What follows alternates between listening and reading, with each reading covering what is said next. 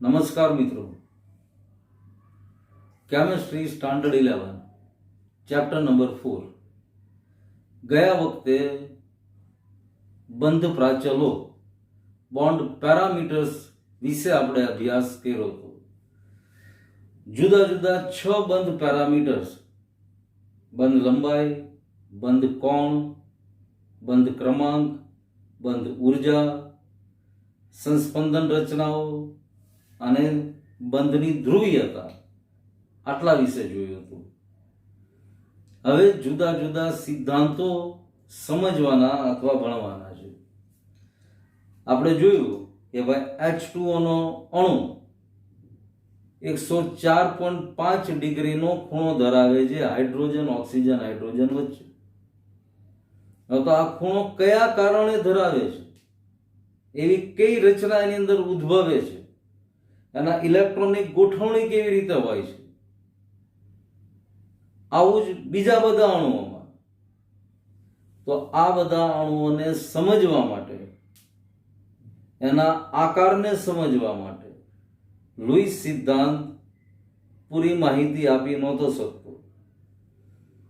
તો VSEPR સિદ્ધાંત, એની પછી વેલેન્સ બોન્ડ થિયરી, એની પછી મોલેક્યુલર ઓર્બિટ થિયરી, આ બધી નવી નવી વસ્તુ જ આપણી સામે.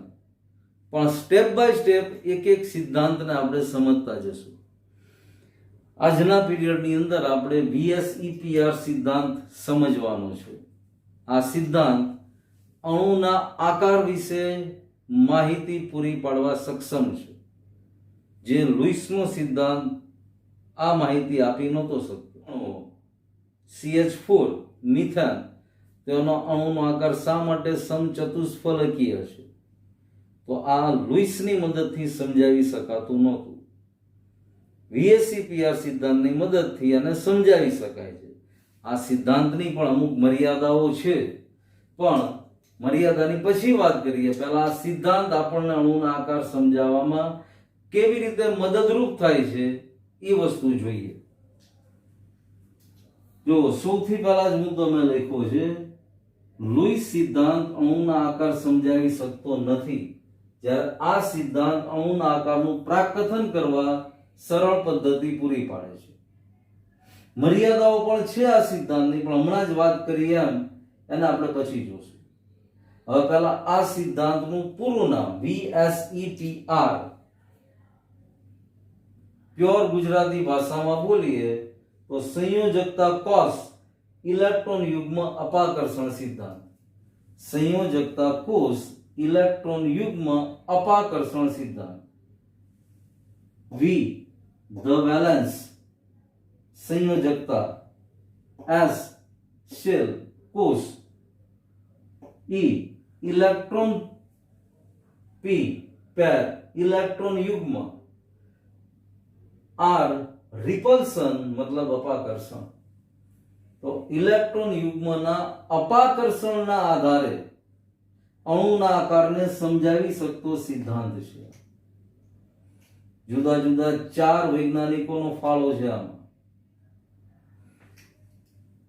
હવે આ સિદ્ધાંતની મુખ્ય અભિધારણાઓ સ્ટેપ બાય સ્ટેપ આપણે સમજીએ. અભિધારણાઓમાં કદાચ અમુક વાક્ય કે અમુક વર્ડ્સ થોડા અઘરા કે ન સમજ પડે એવા કદાચ લાગતા હોય, તો આની પછી આના ઉદાહરણો જોશું આપણે આ સિદ્ધાંતના અનુલક્ષીને કે ભાઈ આનો આકાર શા માટે આવો છે, ત્યારે બધા જ મુદ્દા ફટાફટ ગળે ઉતરી જશે. અહીંયા બોર્ડની લિમિટેશન્સ છે, એટલે બીજા ઉદાહરણ આની સાથે સમજાવી શકાય એવું નથી. પણ આના એક એક મુદ્દાને પહેલા આપણે જોઈએ. પહેલો મુદ્દો, અણુનો આકાર મધ્યસ્થ પરમાણુની આસપાસ રહેલી સંયોજકતા કોષમાં જે ઇલેક્ટ્રોન યુગ્મ છે એની સંખ્યા પર આધાર રાખે છે. દાખલા તરીકે H2O છે, તો H2O માં ઓક્સિજન મધ્યસ્થ પરમાણુ થયો, તો આ મધ્યસ્થ પરમાણુની આસપાસ જે સંયોજકતા કોષ છે એમાં ઇલેક્ટ્રોન યુગ્મની સંખ્યા કેટલી છે, પછી બંધકારક હોય કે અબંધકારક હોય, પણ એ સંખ્યા કેટલી છે એના આધારે અણુનો આકાર નક્કી થાય છે એવું આ સિદ્ધાંત કહે છે. H2O તો જસ્ટ ઉદાહરણ લીધું. દાખલા તરીકે એમોનિયા, તેમાં મધ્યસ્થ પરમાણુ નાઇટ્રોજન થયો. તો નાઇટ્રોજનની આસપાસ સંયોજકતા કોષમાં બંધકારક ઇલેક્ટ્રોન યુગ્મની સંખ્યા કેટલી અને અબંધકારક ઇલેક્ટ્રોન યુગ્મની સંખ્યા કેટલી એના આધારે અણુનો આકાર નક્કી થાય છે. આ બધી જ અભિધારણાઓમાં પહેલો મુદ્દો સૌથી વધારે સમજ માટે મહત્વનો છે. બીજો મુદ્દો, સંયોજકતા કોષમાં ઇલેક્ટ્રોન યુગ્મ અપાકર્ષણ કરશે. સ્વાભાવિક છે, ઇલેક્ટ્રોન યુગ્મ અથવા તો ઇલેક્ટ્રોન ઇલેક્ટ્રોન વચ્ચે અપાકર્ષણ જ હોય. કારણ તો કે ઇલેક્ટ્રોન ઋણ વીજભારિત છે અને સરખા વીજભાર વાળા કણો વચ્ચે હંમેશા અપાકર્ષણ હોય છે. તો સંયોજકતા કોષમાં ઇલેક્ટ્રોન યુગ્મ અપાકર્ષણ કરશે કારણ કે ઇલેક્ટ્રોન વાદળ ઋણભારિત છે. ત્રીજી અભિધારણા, આ ઇલેક્ટ્રોન અવકાશમાં તેમની વચ્ચે અપાકર્ષણ ઓછું થાય એવી રીતે ગોઠવાશે. જો અપાકર્ષણ ઓછું થાય એવી રીતે ગોઠવાશે ઇલેક્ટ્રોન યુગ્મ કારણ કે તેમની વચ્ચેનું અંતર વધી શકે. અપાકર્ષણ વધારે, ધેટ મીન્સ બે વચ્ચેનું ડિસ્ટન્સ અથવા અંતર વધારે હોય એટલે સ્વાભાવિક છે અપાકર્ષણ ઓછું થાય. નજીક હોય તો અપાકર્ષણ વધવા માંડે, પણ પહેલેથી જ દૂર હોય તો અપાકર્ષણ ઓછું થાય એવી જ રીતે ગોઠવાયેલા હોય એવું આ સિદ્ધાંત કહે છે. ચોથો મુદ્દો, અહીં સંયોજકતા કોષને સ્ફેરિક વર્તુળાકાર લેવામાં આવે છે અને ઇલેક્ટ્રોન યુગ્મ વર્તુળાકાર સપાટી પર મહત્તમ અંતરે ગોઠવાયેલા હોય છે. સંયોજકતા કોષને વર્તુળાકાર લેવામાં આવે અને બંને સંયોજકતા કોષમાં ઇલેક્ટ્રોન યુગ્મની પેર એકબીજાથી એટલા દૂર અંતરે ગોઠવાયેલી હોય કે વર્તુળાકાર સપાટી પર ગોઠવણ હોય એવી રીતે લેવામાં આવે છે. બહુબંધને એકલ ઇલેક્ટ્રોન યુગ્મ જેવા ગણવામાં આવે છે. હવે ઘણા અણુ એવા છે, આપણે ભણી ગયા કે એમાં એકલ સહસંયોજક બંધ નથી, દ્વિ અથવા ત્રિસહસંયોજક બંધ છે.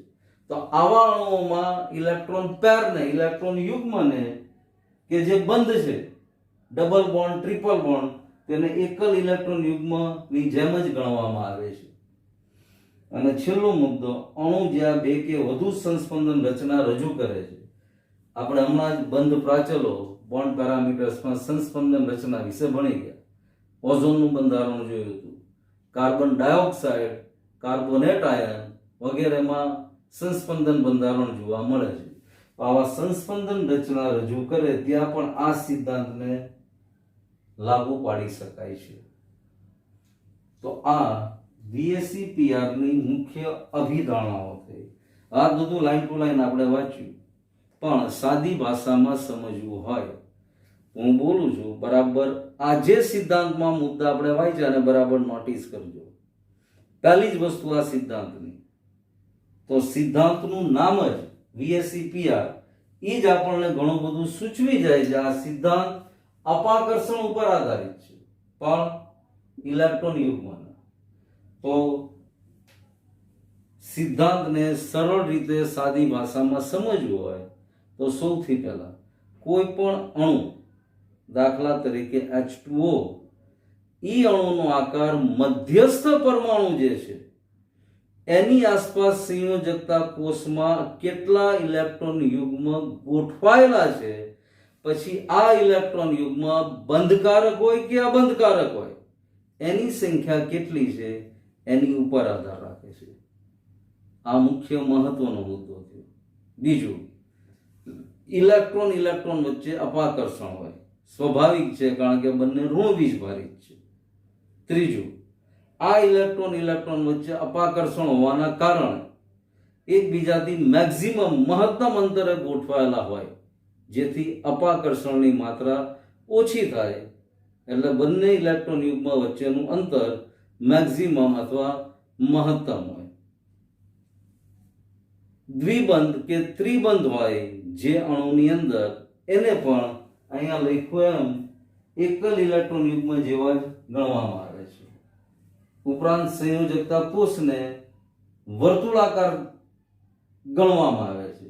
અને આ વર્તુળાકાર સપાટી ઉપર મહત્તમ અંતરે, સપાટી ઉપર જ મેક્સિમમ ડિસ્ટન્સ ઉપર ઇલેક્ટ્રોન યુગ્મ ગોઠવાયેલા હોય છે. એટલે આમાં આખો જ સિદ્ધાંત તમે જુઓ તો ઇલેક્ટ્રોન યુગ્મ ઉપર આધારિત છે. હવે ઇલેક્ટ્રોન યુગ્મ બંધ બનાવવામાં ભાગ લીધા હોય તો એને બંધકારક ઇલેક્ટ્રોન યુગ્મ કહેવાય, અને બંધ બનાવવામાં ભાગ નથી લીધો, બંધ બની ગયો પણ છતાં ઇલેક્ટ્રોન યુગ્મ જે તે મધ્યસ્થ પરમાણુ પાસે આમનામ પડી રહ્યા છે, જેણે બંધ બનાવવામાં ભાગ નથી લીધો, તો એને અબંધકારક ઇલેક્ટ્રોન યુગ્મ કહેવાય. તો આવા બંધકારક ઇલેક્ટ્રોન યુગ્મ અને અબંધકારક ઇલેક્ટ્રોન યુગ્મ, આની સંખ્યા જે તે અણુનો આકાર નક્કી કરવામાં મહત્વનો ભાગ ભજવે છે. એ આ સિદ્ધાંતની મુખ્ય અભિધારણા છે. એ અભિધારણાના આધારે બાકીની બધી જ અભિધારણાઓ સહેલાઈથી લખી શકાય. હવે VSEPR સિદ્ધાંતની મુખ્ય અભિધારણાઓ સમજ્યા પછી ઇલેક્ટ્રોન યુગ્મની અપાકર્ષણીય પારસ્પરિક ક્રિયા, મતલબ અબંધકારક ઇલેક્ટ્રોન યુગ્મ અને બંધકારક ઇલેક્ટ્રોન યુગ્મ, તો કોની વચ્ચે અપાકર્ષણની માત્રા સૌથી વધારે હોય છે? અને અપાકર્ષણની માત્રા સૌથી વધારે હોવાનો મતલબ એકબીજાથી વધારે ને વધારે દૂર ગોઠવાયેલા છે ઇલેક્ટ્રોન યુગ્મ. હવે લોંગ પેર, અંગ્રેજીમાં LP નો મતલબ લોંગ પેર, અબંધકારક ઇલેક્ટ્રોન યુગ્મ અને લોન પેર તરીકે ઓળખવામાં આવે છે. અને બોન્ડિંગ પેર અથવા બોન્ડ પેર, જેને BP અથવા બંધકારક ઇલેક્ટ્રોન યુગ્મ તરીકે ઓળખવામાં આવે છે. હવે જો લોન પેર અને લોન પેર આ ઇલેક્ટ્રોન યુગ્મ અરસપરસ ગોઠવાયેલા હોય તો એની વચ્ચેનું અપાકર્ષણ મેક્સિમમ અથવા મહત્તમ હોય છે. લોન પેર અને બોન્ડિંગ પેર, અબંધકારક ઇલેક્ટ્રોન યુગ્મ અને બંધકારક ઇલેક્ટ્રોન યુગ્મ વચ્ચેનું અપાકર્ષણ અબંધકારક ઇલેક્ટ્રોન યુગ્મ કરતા ઓછું, પરંતુ બંધકારક ઇલેક્ટ્રોન યુગ્મ કરતા વધારે હોય છે. અને સૌથી ઓછું અપાકર્ષણ બોન્ડ પેર અથવા બંધકારક ઇલેક્ટ્રોન યુગ્મ વચ્ચે હોય છે.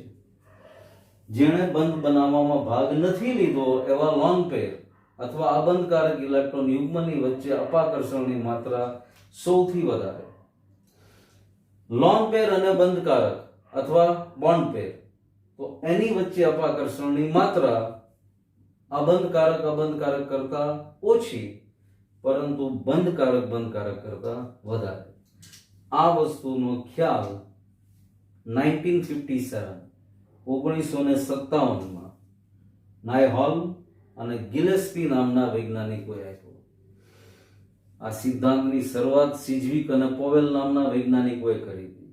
હમણાં જ થોડીક વાર પહેલા જ આપણે વાત કરી કે 4 વૈજ્ઞાનિકોનો ફાળો આ સિદ્ધાંતમાં છે: સિજવિક, પોવેલ અને નાયહોલ અને ગિલેસ્પી.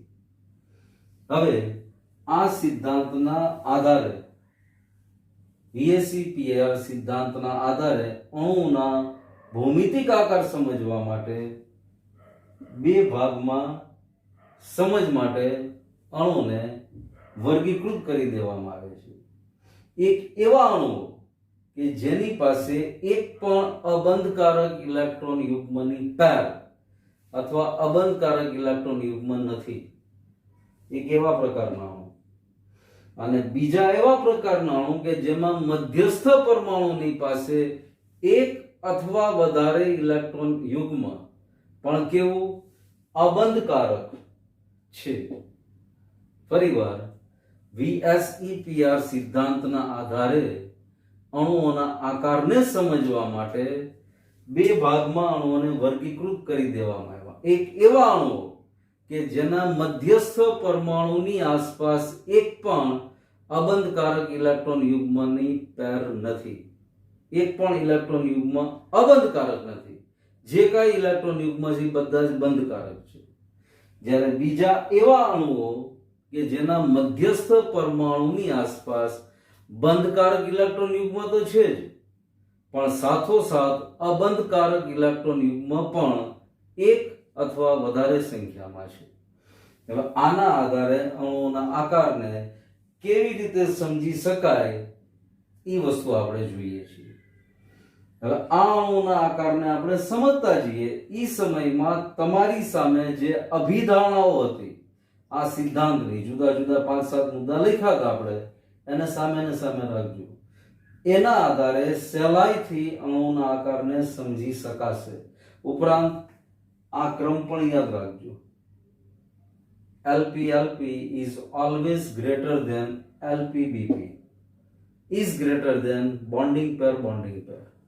બસ આ એક અપાકર્ષણની માત્રા એને બરાબર ધ્યાનમાં રાખજો અને એ સિદ્ધાંતના મુખ્ય મુદ્દા સામે રાખજો.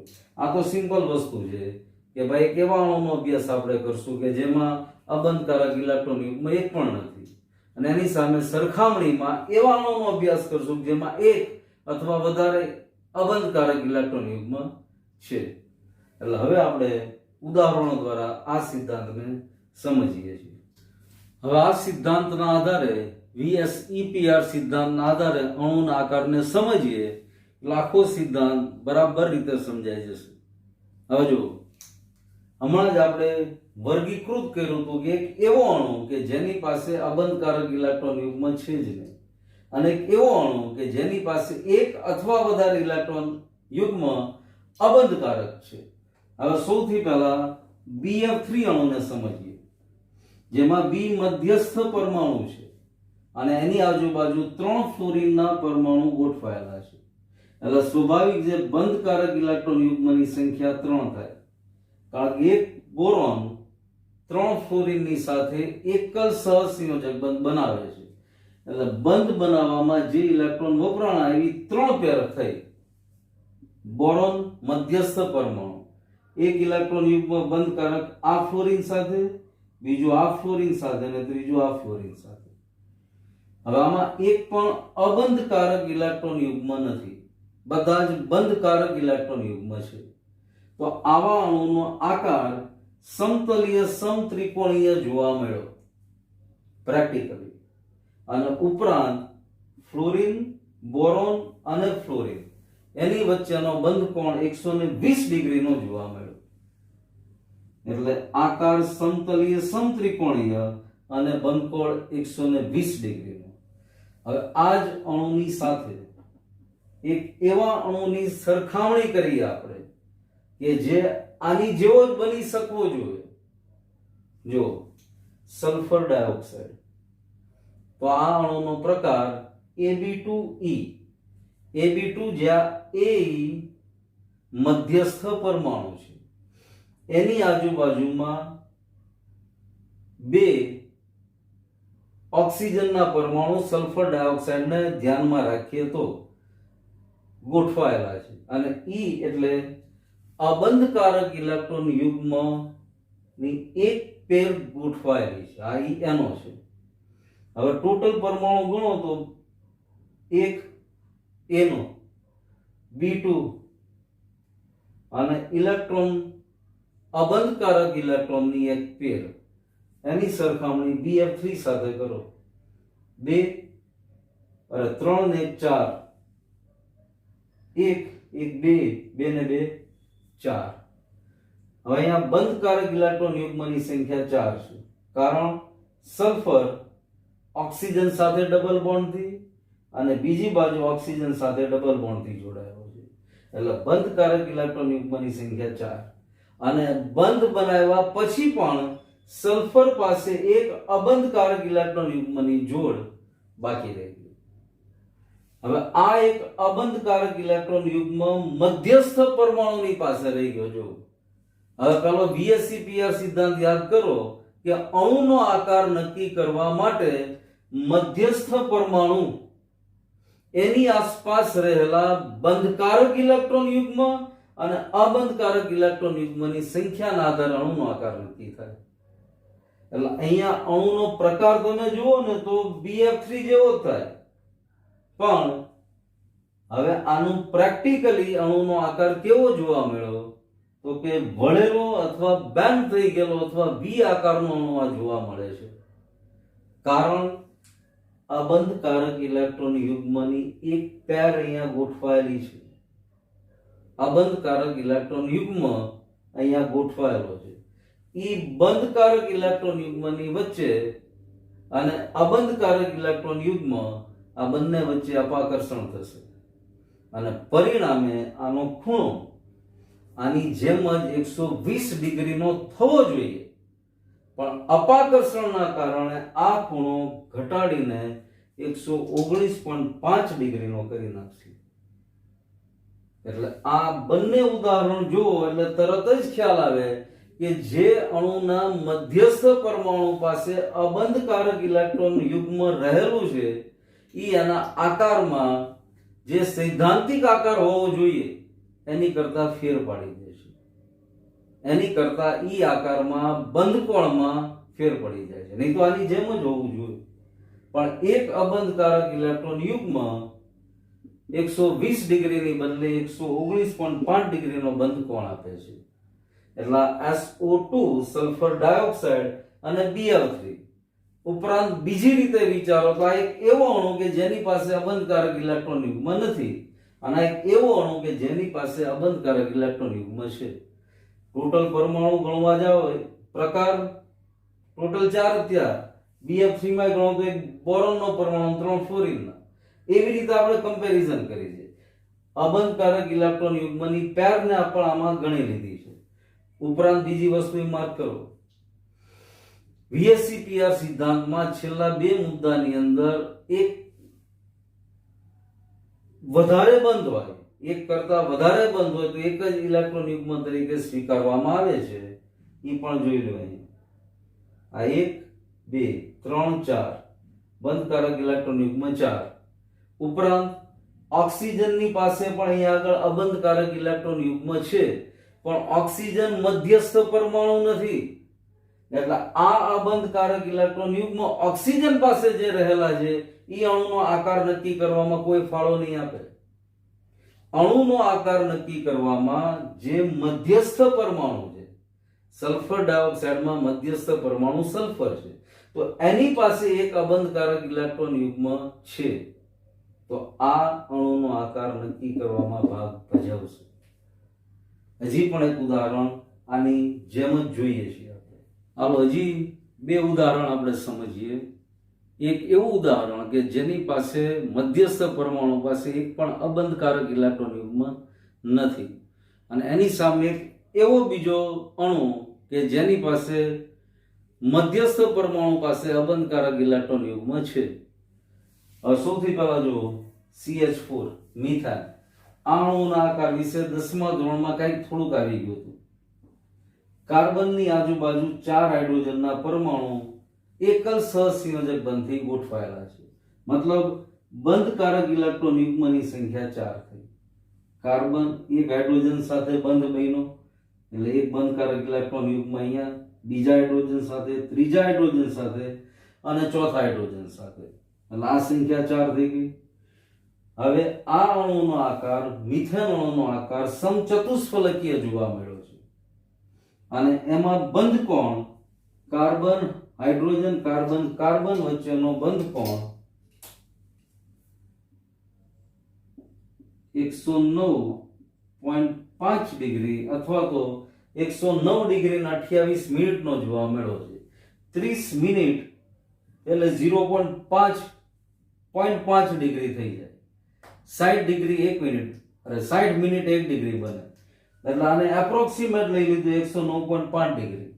109 ડિગ્રી 28 મિનિટ અને એપ્રોક્સિમેટ 109.5 ડિગ્રી લઈ લીધું. એટલે અહીંયા પાછું મનમાં એવું ન થાય કે ભાઈ 10મીમાં ભણ્યા ત્યારે 109 ડિગ્રી અને 28 મિનિટ હતું. 28 મિનિટની બદલે 30 મિનિટ હોય એટલે 0.5 ડિગ્રી થઈ જાય. એટલે અહીંયા 109.5 ડિગ્રી. હવે એની સામે પાણીનો અણુ જુઓ, H2O. આપણે બંધકારક અને અબંધકારક ઇલેક્ટ્રોન યુગ્મની ટોટલ સંખ્યા જ જોઈ છે. અહીંયા જુઓ, બંધકારક ઇલેક્ટ્રોન યુગ્મની સંખ્યા 2. ઓક્સિજન હાઇડ્રોજનની સાથે એક બંધ બનાવે છે, ઓક્સિજન બીજા હાઇડ્રોજનની સાથે એક બંધ બનાવે છે, એકલ સહસંયોજક બંધ છે. એટલે બંધકારક ઇલેક્ટ્રોન યુગ્મ કેટલા થયા? 2. હવે આ ઓક્સિજનનો મધ્યસ્થ પરમાણુ હાઇડ્રોજન સાથે બંધ બનાવ્યા ઉપરાંત એની પાસે હજી બે પેર અબંધકારક ઇલેક્ટ્રોન યુગ્મની બે પેર જળવાયેલી પડી છે, એટલે અબંધકારક ઇલેક્ટ્રોન યુગ્મ બે. હવે અહીંયા ટોટલ બંધકારક ઇલેક્ટ્રોન યુગ્મની સંખ્યા અને અબંધકારક ઇલેક્ટ્રોન યુગ્મની સંખ્યા 4 થઈ ગઈ. મિથેનમાં બંધકારક ઇલેક્ટ્રોન યુગ્મની સંખ્યા 4 છે. હવે સૈદ્ધાંતિક રીતે જોઈએ તો મિથેનની અંદર જે પ્રકારે સમચતુષ્ફલકીય આકાર મિથેનનો જોવા મળે છે, તો પાણીના અણુનો આકાર કોણીય બની જાય છે અથવા તો વિકૃત સમચતુષ્ફલકીય બને છે. આની જેવો આકાર નથી જોવા મળતો. ઉપરાંત બંધ કોણ આનો 109.5 ડિગ્રી છે મિથેનનો, પાણીના અણુમાં પણ 109.5 ડિગ્રી હોવો જોઈએ, પણ એની બદલે ઘટીને 104.5 ડિગ્રીનો બની જાય છે. અને આ ઘટવાનું કારણ અબંધકારક ઇલેક્ટ્રોન વચ્ચેનું અપાકર્ષણની માત્રા. અહીંયા આગળ બે પેર છે, અબંધકારક ઇલેક્ટ્રોન યુગ્મ, અબંધકારક ઇલેક્ટ્રોન યુગ્મ, અને આ અબંધકારક ઇલેક્ટ્રોન યુગ્મ ના અપાકર્ષણના આધારે આનો બંધ કોણ 109.5 ડિગ્રીના બદલે 104.5 ડિગ્રી બની જાય. હજી એક આની જેવું જ ઉદાહરણ જોઈએ. જુઓ,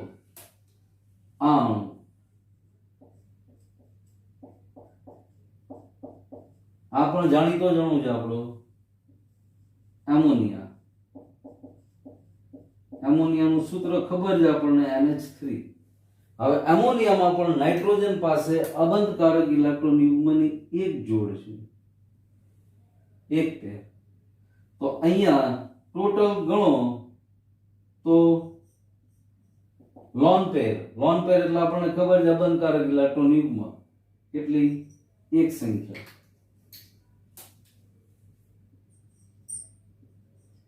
બીજું બોન્ડ પેર ગણો,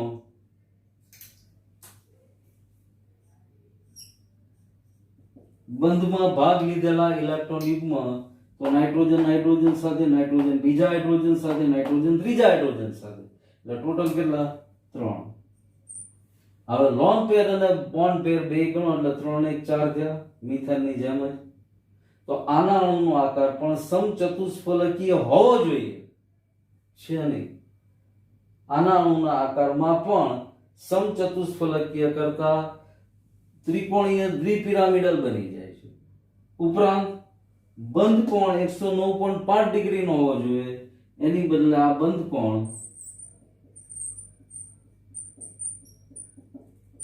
107 ડિગ્રીનો બની જાય છે. હવે ત્રણેયની તમે કમ્પેર કરી શકો છો. જો બહુ સહેલાઈથી કમ્પેરિઝન હવે થઈ શકશે.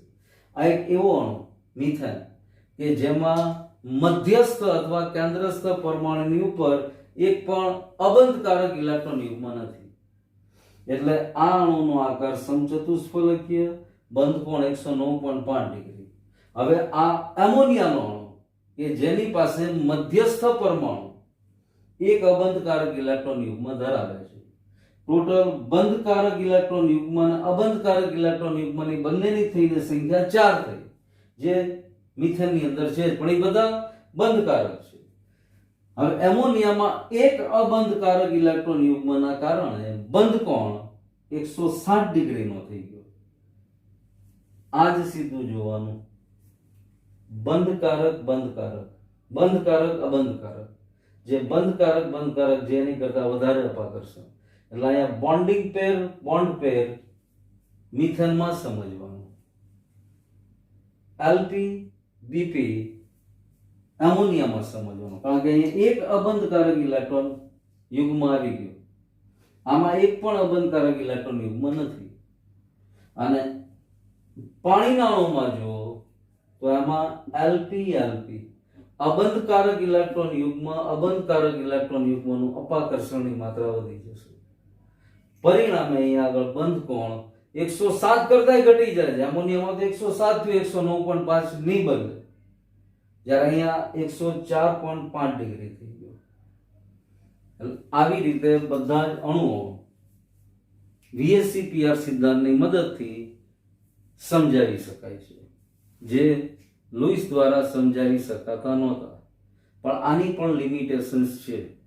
આની શું મર્યાદા છે એ આની પછી આપણે વેલેન્સ બોન્ડ થિયરી ભણશું ત્યારે એની મર્યાદાની પહેલા ચર્ચા કરશું અને પછી વેલેન્સ બોન્ડ થિયરી ભણશું. પણ આજનો આખો પીરિયડ એકદમ નવી જ વસ્તુ ભણવા માટે આપણો પીરિયડ આવ્યો. બરાબર સમજજો. આજ સુધી આ વસ્તુ અથવા આવી બાબત આપણે ભણ્યા નથી. 11મીમાં ભણ્યા કે નહોતા 10મા સુધી ભણ્યા. અને હવે તમે બરાબર માર્ક કરતા જજો કે કેવી રીતનું આપણી સામે ભણવાની નવી નવી ઊંડા ઉતરતી વિગતો આવતી જાય છે કે ભાઈ H2O નો અણુ, NH3 નો અણુ, સલ્ફર ડાયોક્સાઇડ નો અણુ, મિથેન નો અણુ, કેટલી વધારે ઊંડાઈ વાળી સમજ આપણે સમજતા. ACPR સિદ્ધાંત 4 વૈજ્ઞાનિકોનો ફાળો સિજવિક, પોવેલ, નાયલોર્મ અને ગિલેસ્પી. ઉપરાંત આ સિદ્ધાંતના મુખ્ય મુદ્દાઓ. સૌથી પહેલા આપણે એની મુખ્ય અભિધારણાઓ લખી. એ અભિધારણાને સૌથી પહેલા જોઈએ તરત ગળે ન ઉતરે, પણ પછી સ્ટેપ બાય સ્ટેપ કે ભાઈ મધ્યસ્થ પરમાણુ, એવો મધ્યસ્થ પરમાણુ જેની પાસે અબંધકારક ઇલેક્ટ્રોન યુગ્મ નથી, તો એના અણુનો આકાર અને એના બંધ કોણ શું જોવા મળે છે. એની કમ્પેરિઝનમાં એવો મધ્યસ્થ પરમાણુ વાળો અણુ કે જે મધ્યસ્થ પરમાણુની પાસે અબંધકારક ઇલેક્ટ્રોન યુગ્મ એક અથવા વધારે સંખ્યામાં છે, તો એના અણુના આકારમાં શું ફેરફાર થઈ જાય છે અને એના બંધ કોણમાં શું ફેરફાર થઈ જાય છે. આ ફેરફાર થવાનું કારણ VACPR પ્રમાણે આ જે અપાકર્ષણની માત્રા છે એ વસ્તુ જોવા મળે છે. હવે આખું જ ભણ્યા પછી કાંઈ ડાઉટ કે ડિફિકલ્ટી રહી જાય તો વિડીયોને એ જગ્યાએ પોઝ કરી 2 વાર જોવાનું. 2 વાર જોઈને ટેક્સ્ટબુકની અંદર વાંચવાનું કે આ શું કહેવા માંગે છે. બને એટલી સરળ રીતે આપણે સમજવાનો પ્રયત્ન કર્યો છે. આ બધા ઉદાહરણ પણ તમારી સામે એવા જ લીધા છે કે સડસડાટ એકબીજાની સાથે સરખામણી કરી જોઈ શકાય. બાકી ટેક્સ્ટબુકમાં અલગ અલગ ઉદાહરણ અલગ અલગ પેજ ઉપર આપ્યા છે, પણ હવે આ બેની કમ્પેર કરીને ટેક્સ્ટબુકના બાકીના ઉદાહરણ જોશો તો તરત જ ખ્યાલ આવી જશે કે આ બંધકારક ઇલેક્ટ્રોન યુગ્મ જોડાયેલા હોય મધ્યસ્થ પરમાણુ સાથે ત્યારે શું ફેરફાર થાય છે અને ન જોડાયેલા હોય ત્યારે કેવો આકાર જોવા મળે છે. એટલે આ ખૂબ જ જબરદસ્ત વસ્તુ આપણે આજે ભણ્યા છે. અને આની પછીની વેલેન્સ બોન્ડ થિયરી અને એની પછી મોલેક્યુલર ઓર્બિટ થિયરી, આણ્વીય કક્ષકવાદ, આ પણ આની જેવા જ મુદ્દા અને ઇન્ટરેસ્ટિંગ છે કે જેમાં ખૂબ જ મજા આવશે. અંદર જેમ જેમ વાંચશું એમ નવી નવી વિગત, આની જ્યાં મર્યાદા રહી ગઈ મર્યાદા આમાં દૂર થતી જોવા મળશે. લુઈસના અણુ આકારમાં જે મર્યાદા જોવા મળી એમાંથી આનો જન્મ થયો VACPR સિદ્ધાંત. આમાં અમુક મર્યાદા જોવા મળી તો અમે VB થિયરી ભણશું, એની પછી MO થિયરી મતલબ મોલેક્યુલર ઓર્બિટ થિયરી ભણશું. તો આજે અહીંયા સુધી આપણે આપણો આ પીરિયડ રાખીએ છીએ. અને બરાબર જોતા જજો અને આવી જ રીતે નોટમાં લખવાની ટેવ પાડજો. એના બધા મુદ્દા પાડી દેશો એટલે તરત જ ખ્યાલ આવશે કે ભાઈ ત્રણેય અણુમાં ક્યાં અને શું ફેર પડ્યો. ત્રણેય તમારી સામે એટલે જ લખ્યા. આ એક એવો મિથેનનો અણુ જેમાં મધ્યસ્થ પરમાણુની આસપાસ એક પણ અબંધકારક ઇલેક્ટ્રોન યુગ્મ નથી. એમોનિયાનો અણુ નાઇટ્રોજન મધ્યસ્થ પરમાણુ એક અબંધકારક ઇલેક્ટ્રોન યુગ્મ ધરાવે છે. પાણી ઓક્સિજન મધ્યસ્થ પરમાણુ જેની પાસે 2 અબંધકારક ઇલેક્ટ્રોન યુગ્મ છે. અને ત્રણેયના અણુના આકાર અને બંધકોણ બરાબર જોઈ લો. આ ત્રણેય જુઓ એટલે આખો જ VACPR સિદ્ધાંત મગજમાં ઉતરી જાય. બસ અહીંયા સુધી આપણે આજે ભણીએ છીએ. બાકી વર્કની અંદર હોમવર્કમાં પણ આજે જેટલું ભણાય બધું 1 વાર 2 વાર 3 વાર જ્યાં સુધી પાકું ન થાય ત્યાં સુધી લખી જ રાખવાનું. બાકી નેક્સ્ટ આની પછી VB થિયરી ઉપર આપણે ભણીશું. Thank you.